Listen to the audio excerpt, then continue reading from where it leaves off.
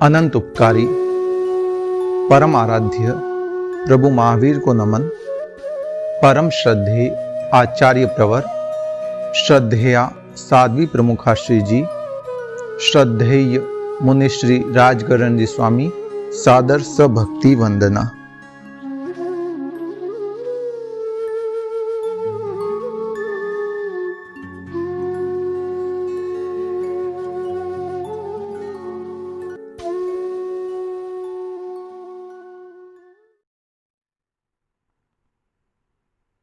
जय जिनेन्द्र।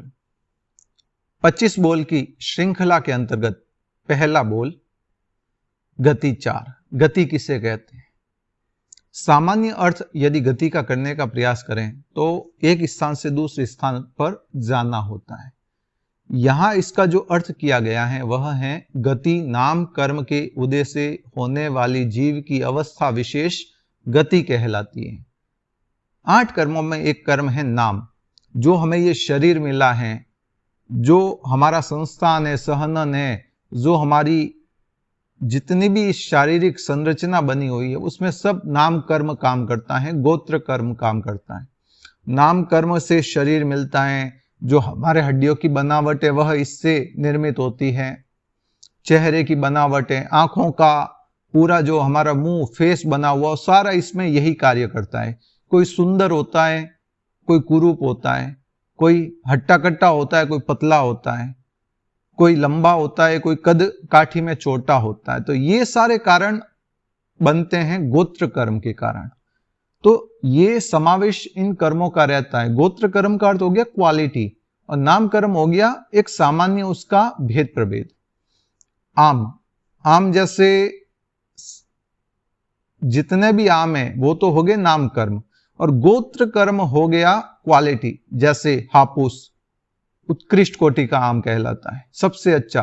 केसर, राज बादाम, लंगड़ा, कितनी ही वैरायटी आती है आम की। तो ये सारे उसके उच्च गोत्र नीच गोत्र के कारण भेद प्रभेद हो गए। एक अति स्वादिष्ट होता है, कोई खट्टा होता है, कोई साइज में बड़ा होता है, कोई छोटा होता है, ऐसे वैरायटी हो गई। ये सारे गोत्र कर्म हो गए। तो मनुष्य जो हमारा ये शरीर मिला है, मनुष्य का, तिर्यंच का, नरक का या देवगति का, उसका सबसे बड़ा कारण होता है गति नाम कर्म। तो उसके द्वारा जो ये शरीर मिलता है या जीव एक स्थान से दूसरे स्थान पर जन्म आदि करता है तो उसमें वह निमित्त रहता है। मूल नाम कर्म रहता है, नाम कर्म के अंतर्गत गति नाम कर्म कारण रहता है। गति नाम कर्म के कारण होने वाली अवस्था विशेष गति कहलाती है जीव की। गति 4 है, नरक गति, तिर्यंच गति, मनुष्य गति, देवगति। मैं इस ऑडियो के अंतर्गत एक सरल और संक्षिप्त विवेचन करना चाहूंगा। अगर विस्तार पूर्वक विवेचन करो तो केवल नरक गति के ऊपर भी कई वीडियोस बन सकते हैं, मगर ऐसा भी बनाने का भाव रहेगा समय सापेक्ष। नरक, न अर्क, अर्क का अर्थ होता है सूर्य, और जहां सूर्य नहीं है उसे नरक कहते हैं।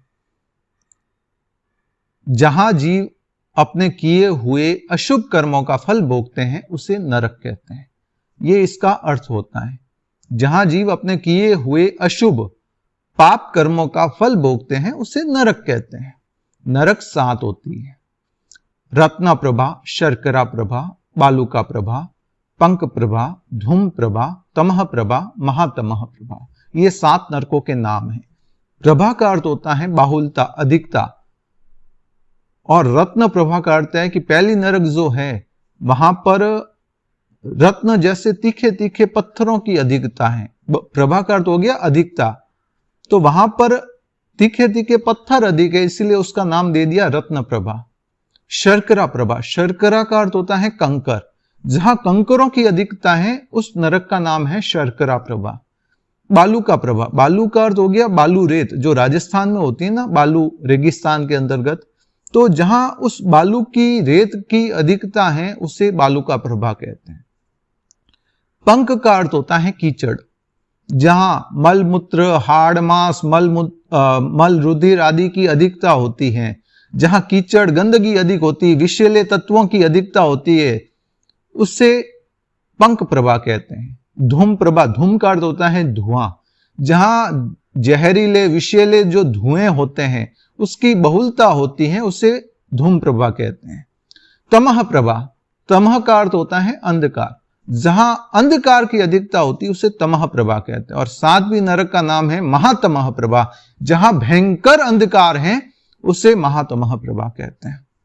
जीव जितना भारी होगा उतना नीचे जाएगा। हम जो रह रहे हैं वो प्रथम नरक की छत है, हम एक तरह से टेरेस पर रह रहे हैं। पहली नरक उसकी मोटाई 1000 योजन की है, हम उसके छत के ऊपर रह रहे हैं। हमारे से 1000 योजन नीचे अधोलोक में, पाताल में पहली नरक है, उसके नीचे दूसरी नरक, उसके नीचे तीसरी, चौथी, 5वीं, 6ठी, वैसे 7वीं नरक आई हुई है जो सबसे नीचे है। इन 7 नरकों के अंतर्गत जीव जितना भारी होता जाएगा उतना नीचे की नरकों में जाता रहता है। पहली नरक में वेदना प्रताड़ना कम है, दूसरी में उससे ज्यादा है, तीसरी में उससे ज्यादा, चौथी में सब उससे ज्यादा, 5वीं में उससे ज्यादा, 6ठी में उससे ज्यादा, 7वीं में सबसे ज्यादा वेदना है। वेदना 3 तरह की होती है। एक तो होती है परमाधार्मिक देवता द्वारा, दूसरी होती है पारस्परिक, और तीसरी होती है क्षेत्रीय वेदना। परमाधार्मिक देव होते हैं वो 3 नरक तक कष्ट देते हैं। परमाधार्मिक, परम अधार्मिक, जो जीव इस मनुष्य या तिर्यंच योनि के अंतर्गत एकदम क्रूर स्वभावी होते हैं, इतना उनमें गुस्सा भरा होता है, चिढ़ भरी हुई होती है, मगर किन्हीं कारणों से जिस समय आयुष्य बंधन हुआ उस समय वे कोई सत कार्य कर रहे थे जिसके कारण वे देवगति में चले जाते हैं, तो वे ऐसे परमाधार्मिक देव बनते हैं जो इतने क्रूर निकृष्ट कार्य करते हैं, वहां पर नरक के जीवों को प्रताड़ित करते हैं और जोर जोर से खुश होते हैं, अट्टहास करते हैं। वे परमाधार्मिक देव 15 प्रकार के होते हैं। वे अलग अलग वहां पर वेदना देता है। कोई चिल्लाकर सामने वाले नरकों को डराता है, कोई गर्मा गर्म उकलते तेल में उनको तलता है, कोई उनके शरीर का छेदन भेदन करता है, कोई किसी को किसी तरह से प्रताड़ित करता है, कोई किसी को गर्मा गर्म शीशा पिलाता रहता है, और इस तरह से उनको प्रताड़ित किया जाता है। तो ये प्रथम 3 नरक तक कष्ट देते हैं परमाधार्मिक। पारस्परिक वेदना होती है, आपस में लड़ते झगड़ते रहते, जैसे इधर भी कई जगह हो ना, इधर तो अभी जैसे जगह की प्लॉट की रजिस्ट्री होती है, अगर रजिस्ट्री ना हो तो क्या हो, कोई भी व्यक्ति आके कहेगा ये जगह मेरी है, मैं रहूंगा इधर, तुम निकलो इधर से, ये मेरी है। तो नरक के जीवों के अंतर्गत भी ऐसे पारस्परिक वेदना होती रहती। एक नरक का जीव दूसरे को घात करने के लिए, मारने के लिए, काटने के लिए दौड़ता है। छोटे छोटे जीवों का, जहरीले जानवरों का वे रूप बनाते हैं, सैकड़ों हजारों, फिर दूसरे नरक के जीवों पर टूट पड़ते हैं, उनके शरीर को क्षत विक्षत कर देते हैं। उनको वहां पर इतनी प्यास लगती है, इतनी भूख लगती है जिसकी परिकल्पना नहीं कर सकते। तो ये होती है सारी वहां की पारस्परिक आदि वेदना। नरक के जीव एक दूसरे को खाने के लिए नौच पड़ते हैं, टूट पड़ते हैं। तीसरी वेदना होती है क्षेत्रीय वेदना। मैं आपसे निवेदन करूं कि जैसे अभी सर्दी का समय आ रहा है, जब -डिग्री टेम्परेचर हो जाए, जहां आप ऐसी जगह गए जहां -40-50 डिग्री टेम्परेचर है, तो आप कितने जैकेट, मफलर्स और वो ऊनी टोपी पहनेंगे, शॉक्स, शूज, हर तरह से आप पूरे पैक रहेंगे ताकि आपको ठंड ना लगे। सही है ना? तो ऐसी परिस्थिति में हम इतनी सिक्योरिटी रखते हैं। अगर ऐसा कोई बंदा है जिसको -50 डिग्री में भेज दिया जाए और एक भी शरीर पर कपड़ा नहीं हो, वो कितना ठंड से ठिठुरेगा, कितनी उसको भयंकर वहां पर त्रासदी होगी, कितना उसका शरीर कंपायमान हो जाएगा कि उसको पहनने को कपड़े नहीं है। ऐसे किसी व्यक्ति को वहां पर -50 डिग्री टेम्परेचर में रख दिया जाए और -50 डिग्री टेम्परेचर में जितने कपड़े हमारे पहने हुए हैं, उस व्यक्ति को अगर +50 डिग्री यानी नॉर्मल जो हमारे गर्मियों के समय टेम्परेचर होता है उसमें लाके रख दिया जाए, तो वो कितना बेचैन हो जाएगा, व्याकुल हो जाएगा, पसीने से तरबतर हो जाएगा और वहीं वो तड़पते तड़पते मर जाएगा। ये होती है क्षेत्रीय वेदना। जिस जीव का शरीर ठंड सहन करने के लिए बना हुआ है, जैसे पहाड़ी याक होते हैं ना, कितने बड़े बड़े बड़े उनके बाल होते हैं, भालू होते हैं, बर्फ के बर्फीले एरिया में भालू होते हैं ना, कितने बड़े बड़े बाल होते हैं ताकि उनको ठंड ना लगे। उस भालू को यदि चूरू या राजस्थान के उस क्षेत्र में लेके आ जाए जहां 50 डिग्री 48 डिग्री टेम्परेचर हो, तो वो मर जाएगा तड़प तड़प के, गर्मी को सहन नहीं कर पाएगा। क्योंकि उनके बॉडी की जो संरचना है वो ठंड सहन करने के लिए, गर्मी सहन करने के लिए नहीं है। तो ये क्षेत्रीय वेदना होगी कि गर्मी सहन करने वाले को सर्दी सहन करवा रहे, सर्दी सहन करने वाले को गर्मी। शुरू के 3 नरक तक शरीर उनका ठंड को सहन करने का होता है, मगर वहां गर्मी रहती है, उष्णता रहती है। और 7वीं नरक में ठंड अधिक रहती है, शरीर उनका गर्मी को सहन करने वाला था। और -50 या +50 डिग्री टेम्परेचर नहीं होता है, अरबों खरबों डिग्री टेम्परेचर होता है। उन नरक के जीवों को जो गर्मी सहन करते हैं वहां पर निकालकर इधर की जो 5000 डिग्री सेल्सियस की भट्टी हो ना, उसमें बिठा दिया जाए तो वहां उनको लगेगा किसी एसी में बैठे हैं, उनको लगेगा इतना सुकून कैसे है, क्योंकि वो इतने आदी हो चुके वहां के भयंकर तापमान को सहते सहते। ऐसी नरक की वेदना होती है। मैंने एक संक्षिप्त के अंतर्गत बताने का प्रयास किया। नरक का कम से कम आयुष्य 10,000 वर्ष का होता है और ज्यादा से ज्यादा आयुष्य 33 सागरोपम का होता है। सागर का एक उपमा दी गई है, यानी एक सागर में कितना पानी हम बता नहीं सकते, अरबों खरबों लीटर या उससे भी ज्यादा होता होगा। तो वैसे ही उस आयुष्य को हम बता नहीं सकते जो एक सागर में होता है। सागरोपम की उपमा दी गई है। जैसे पानी के, सागर के पानी को कोई माप नहीं सकता, वैसे ही उनका आयुष्य भी नहीं बताया जा सकता। 33 सागर उपमा दे दी। 33 सागर की मैक्सिमम आयुष्य होती है 7वीं नरक में। तो ये संक्षिप्त के अंतर्गत मैंने नरक का विवेचन किया। दूसरी गति है तिर्यंच गति। मनुष्य के अलावा जो भी हमें दृष्टिगोचर हो रहे जीव हैं, चाहे जानवर हो, पेड़ पौधे हो, पशु पक्षी, कुछ भी हो, XYZ, वे सारे तिर्यंच होते हैं। तिर्यंच का यदि मैं एक नया अर्थ करने का प्रयास करूं तो तिर्यंच का अर्थ होता है टेढ़ा मेढ़ा, अर्थात हमारे रीढ़ की हड्डी सीधी होती है, इसीलिए हम सीधे खड़े हो सकते हैं 2 पैरों पर। मगर तिर्यंच कोई भी ऐसा जीव नहीं है जो 2 पैरों पर आराम से खड़ा हो जाए। हालांकि वो प्रैक्टिस से 2 पैरों पर खड़े होने का प्रयास करते हैं, मगर कुछ समय के लिए खड़े हो सकते हैं, लंबे समय के लिए नहीं। तो ये तिर्यंच का एक अर्थ होता है टेढ़ा मेढ़ा, यानी जिनका रीढ़ की हड्डी टेढ़ी मेढ़ी है, स्टेमिना टेढ़ा मेढ़ा होता है, इसीलिए वो कभी कोई 4 पैरों पर चलता रहता है, कोई किसी तरह से होता है, मगर वे आराम से मनुष्य की तरह 2 पैर पर खड़े नहीं रह सकते। तो जितने दृष्टिगोचर जीव हो रहे हैं, चाहे पृथ्वी हो, पानी हो, आग हो, वनस्पति हो, हवा हो, ये सारे द्विंद्रिय, त्रिंद्रिय, चतुरिंद्रिय, यानी चींटी, लीख, जूं, मक्खी, मच्छर, कॉकरोच, मकोड़े, ये भी बैल, गाय, घोड़ा, मछली और जितने स्टारफिश या XYZ जितने जानवर है, वे सारे तिर्यंच गति के अंतर्गत आते हैं। जो ये टेबल है आपको दिख रही होगी ना, ये भी पहले वनस्पति कायिक थी। लकड़ी को काटा गया, उसको फिनिश किया गया, सुखाया गया, फिर इसके ऊपर प्लाई लगा के इसको बनाया गया। तो ये भी एक वनस्पति काय का भेद है। हमारे घर पे जितने वस्तुएं यूज हो रही, चाहे खड्डी हो या कुछ भी हो, वो अतीत में जीव रहे हुए होते हैं पृथ्वी काय के, उनको प्रोसेस के द्वारा अचित किया जाता। सीमेंट हो, रेत हो, ये सारे जीव हैं, ये जीव थे। जो हमारे घर में ग्रेनाइट लगता है, इटालियन, जो प्योर नेचुरल पत्थर होते हैं, वे सारे जीव होते हैं पृथ्वी काय के अंतर्गत। काफी कुछ विवेचन है बंधुओं तिर्यंच गति का। आगे आने वाले बोलों में उसका विवेचन करने का भाव रहेगा। तीसरी गति होती है मनुष्य गति। मनुष्य, हम स्वयं मनुष्य ही है, और मनुष्य का विवेचन यही होता है कि मनुष्य की संख्या इस लोक में सबसे कम है। मनुष्य की कुछ क्वालिटी अलग होती है। मनुष्य 4 कारणों से तिर्यंच से अलग है। तिर्यंच रीढ़ की हड्डी उसकी टेढ़ी मेढ़ी होती है, हमारी सीधी होती है। पहला अंतर ये हो गया। जितनी भाषा हमारी स्पष्ट है उतनी तिर्यंच की नहीं होती, ये दूसरा अंतर हो गया। तीसरा अंतर होता है हाथ की बनावट।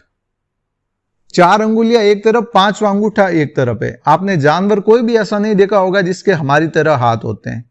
अंगुलियों से 90 डिग्री के एंगल पर होता है अंगूठा।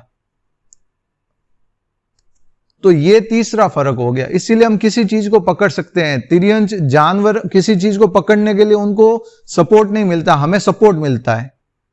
ये एक फर्क होता है। चौथा फर्क होता है मस्तिष्क का। जितना विकसित मस्तिष्क हमारा है उतना विकसित मस्तिष्क किसी का नहीं है। पहला रीढ़ की हड्डी, दूसरा भाषा, जितनी स्पष्ट भाषा हमारी उतनी तिर्यंच की नहीं है। तीसरा फर्क हो गया हाथ की बनावट का, 4 अंगुलियां एक तरफ, अंगूठा एक तरफ। और चौथा फर्क हो गया मस्तिष्क का। मनुष्य ही ऐसा प्राणी है, 84 लाख जीवा योनि होती है इन 4 गतियों की, उसमें मनुष्य योनि सर्वोत्कृष्ट है। देवता और नर के जीव, तिर्यंच जीव भी लालायित रहते हैं मनुष्य बनने के लिए, मगर मनुष्य जन्म मिलना दुष्कर महादुष्कर है। अनंत काल की जन्म मरण की परंपरा के अंतर्गत जो हमारे थोड़ी थोड़ी अकाम निर्जरा होती रहती है, हम वहां सहन करते रहते हैं। एक वृक्ष सर्दी भी सहन करता है, गर्मी भी सहन करता है, बरसात भी सहन करता है। कोई अज्ञानतावश उसके डालियों को, टहनियों को काट देता है, पत्थर मारता है, तो भी सहन करना होता है। कहीं आग लग गई और उसके कोई जलना शुरू हो गया, उसकी लकड़ी जलने लग गई, उसका वो वृक्ष जलने लग गया, उसको वो भी सहन करना होता है। इस तरह से अकाम निर्जरा के द्वारा मजबूरी में होने वाली इस प्रताड़ना को, वेदना को सहन करते करते जो अकाम निर्जरा होती है, उसका एक उत्कृष्ट अनंत संचित पुण्य जब एकत्रित होता तब जाके ये मनुष्य जन्म मिलता है। और हम क्या करते हैं, ऐसा हमें अवसर मिलता है मनुष्य जन्म में कि इस भव परंपरा का हम क्षय कर दें, इससे हम बाहर निकल जाए, मगर हम वापस इसी के अंतर्गत वंस मोर 84 कर देते हैं। मनुष्य गति के संदर्भ में आगे भी काफी विवेचन करने को मिलेगा। संक्षिप्त में इतना ही कहना चाहता हूं कि ये ऐसी गति है मनुष्य गति जहां जीव सरल और भद्रिक परिणामों के कारण ही आ पाता है, अन्यथा ये मनुष्य गति नहीं मिलती है। जिसका व्यवहार सरल होता है, जिसके मन में सरलता होती है, निश्चलता होती है, उसी को ये मनुष्य गति मिलती है। यहां क्रूरता, अहंकार को अवसर नहीं है, मगर आने के बाद अवसर व्यक्ति खुद ढूंढ लेता है। चौथी गति है देवगति। देवगति और नरगति हमारे प्रत्यक्ष नहीं है, परोक्ष है, मगर है फिर भी। नरक अधोलोक में ही है, नीचे ही है हमारे से, जबकि देवगति नीचे भी है, हमारे इर्द गिर्द भी है और हमारे से ऊपर भी है। देवताओं के 4 प्रकार होते हैं। जहां जीव किए हुए शुभ कर्म पुद्गलों का भोग करते हैं, उपभोग करते हैं, उससे देवगति कहते हैं। अशुभ कर्मों का, पाप का भोग करेंगे तो नरक, और शुभ कर्म पुद्गलों का भोग करेंगे तो देवगति। वहां पर एक तरह से आज की भाषा में कहने का प्रयास करूं तो कोई व्यक्ति घूमने के लिए फॉरेन ट्रिप पर जाता है, जैसे कोई दुबई गया, कोई सिंगापुर, कोई स्विट्जरलैंड, 10 दिन का पैकेज होता है, उसका पे पहले करना होता है। आपने जैसे 10 लाख का पैकेज लिया तो वहां जाकर आपको 10 दिन 15 दिन खाली एंजॉय करना है, ना तो कोई व्यापार करना है, बस एंजॉय करना है। खाना भी वो ट्रिप वाला करवाएगा अरेंज, घूमने का, होटल में रहने का, सब पूरी व्यवस्था उस ट्रिप वाले की होगी जिससे आपने पैकेज लिया है। तो देवगति भी एक ऐसा माध्यम है कि यहां जो हम साधना करते हैं, जितनी उत्कृष्ट आराधना करते हैं, और उस धर्माराधना के कारण जिस समय आयुष्य बंधन हुआ, उस समय यदि हम शुभ परिणामों में हैं, शुभ अध्यवसायों में हैं, तो हमारे देवगति का आयुष्य बंधन हो जाता है। देवगति के 4 भेद होते हैं: भवनपति, व्यंतर, ज्योतिष और वैमानिक। भवनपति नरक के इर्द गिर्द आए हुए हैं, अधोलोक में है। व्यंतर और ज्योतिष देव हमारे निकट रहते हैं, हम जहां रहते हैं उसके ऊपर नीचे इधर नजदीकी है। और वैमानिक देवगति हमारे से ऊपर है काफी। इन 4 प्रकार के देवताओं में भवनों में रहने वाले भवनपति कहलाते हैं। व्यंतर यानी वनों में, जंगलों में, और जहां सुनसान कोई भी जगह है वहां पर रहने वाले व्यंतर जाति के देव कहलाते हैं। ये जितने भूत, प्रेत, पिशाच, किन्नर, किम पुरुष, मोहरक, गंधर्व, यक्ष आदि ये सारे देव हैं, ये सारे व्यंतर जाति के आते हैं देव। कहीं पर भी जितने ये देवी देवताओं के मंदिर बने हुए हैं, जितनी प्रतिमाएं हैं, या जो शरीर के अंदर प्रविष्ट होते हैं, किसी के शरीर में आते हैं, देवता बोलते हैं, ये सारे व्यंतर जाति के देव होते हैं। क्षेत्रपाल देव कह दो या कोई भी कह दो, ये सारे व्यंतर जाति के देव होते हैं। तो इनके 8 भेद होते हैं। वाण, व्यंतर आदि ऐसे भेद प्रभेद करूं तो काफी कुछ कह सकता हूं, मगर संक्षिप्त के अंतर्गत व्यंतर देवता हमारे इर्द गिर्द घूमते रहते हैं। सबसे अल्प रिद्धि वाले देव कोई होते हैं तो व्यंतर जाति के, फिर उनसे ज्यादा रिद्धि है भवनपति देवों की, उनसे ज्यादा है ज्योतिष देवों की रिद्धि, और सबसे अधिक होती है वैमानिक देवों की रिद्धि। ज्योतिष देव होते हैं सूर्य, चंद्रमा, ग्रह, नक्षत्र, तारा, जो हमें आकाश में दृष्टिगोचर होते हैं। ये सारे देव हैं, देवों के विमान हैं, ये परिभ्रमण करते रहते हैं, जिसके कारण दिन रात आदि होते रहते हैं। तो ये सारे ज्योतिष देव कहलाते हैं। और चौथा भेद आता है वैमानिक देव। वैमानिक देव अलग अलग प्रकार के होते हैं। तो जो विमानों में रहते हैं उन्हें वैमानिक देव कहते हैं। ज्योतिष का अर्थ हो गया जो ज्योतिष स्वरूप है, अर्थात प्रकाशमान है। तो सूर्य, चंद्रमा, ग्रह, नक्षत्र, तारा, ये सारे प्रकाश करने वाले होते हैं, तो ये ज्योतिष देव कहला दिए। और वैमानिक जो विमानों में रहते हैं उन्हें वैमानिक देव कहते हैं। तो इनके भी दो भेद होते हैं, कल्पोपपन, कल्पातीत। कल्पोपपन का अर्थ होता है जहां कल्प है, व्यवस्था है। तो प्रथम जो 12 देवलोक होते हैं ना, वहां पर राजा प्रजा की तरह सारी व्यवस्था होती है। वहां नौकर भी होते हैं, चाकर भी होते हैं, याचक भी होते हैं, सेठ भी होते हैं, पुरोहित भी होते हैं, सेनापति भी होते हैं, द्वारपाल भी होते हैं। वहां पर भी सिक्योरिटी गार्ड की काम होता है। कोई इधर से पहले देवलोक में चला गया, वो खुश होते हैं, अरे मैं पहले देवलोक, मगर वहां कर क्या रहे, चौकीदारी। तो ऐसा भी करना पड़ सकता है। क्यों करना पड़ सकता है वो तो कभी समय सापेक्ष बताने का भाव रहेगा, मगर संक्षिप्त के अंतर्गत जो जीव धर्म के प्रति उत्साहित होता है, धर्म क्रियाओं के अंतर्गत समागत रहता है और तपस्या आदि करता रहता है, अकाम निर्जरा हो या सकाम निर्जरा हो, इन सभी कारणों के द्वारा ये देवगति का आयुष्य बंधन होता है। मूल कारण रहता है कि जीव जितना क्रोध, मान, माया, लोभ को कम करेगा उतना ही ऊपर के देवलोक में जाएगा। जितनी शुभ लेशा उसकी ज्यादा होगी, जितने परिणाम उसके भद्रिक होंगे, भीतर की विशुद्धि अधिक होगी, उतना उत्कृष्ट देवलोक मिलने वाला है। तो ये 4 गति का मैंने संक्षिप्त में विवेचन किया। लक्ष्य तो हमारा ये होना चाहिए कि इन चारों गतियों को छोड़कर हम पंचम गति, मोक्ष गति को प्राप्त हो, सिद्ध और बुद्ध और मुक्त बने। मगर वो कब संभव होगा? वो केवल और केवल मनुष्य जन्म में संभव होगा, और वो भी तब जब हम धर्म के क्रियाओं से जुड़ने का प्रयास करेंगे, धर्म को आत्मसात करने का प्रयास करेंगे, हमारी हर एक क्रिया को धर्म में बनाने का प्रयास करेंगे। आपका साधर्मिक जैन नरेश चोपड़ा, बालोतरा, सूरत।